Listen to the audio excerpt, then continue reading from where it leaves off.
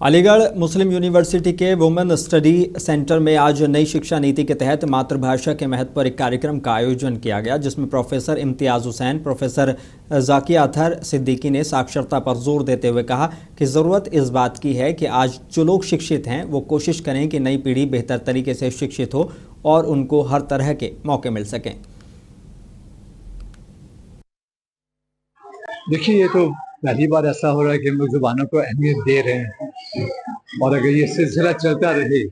लेकिन सिर्फ अहमियत देने से काम नहीं चलता है। क्या सपोर्ट सिस्टम हो रहा है, उनके लिए किताबें क्या आ रही हैं, उनके लिए टीचिंग क्या मुहैया क्या कर रहे हैं, इन सब चीज़ों को साथ साथ चलना होगा। और चूंकि ये सेंटर है, यहाँ पर तमाम स्टूडेंट्स और यंग टीचर्स हैं, उनसे मैंने अपील की है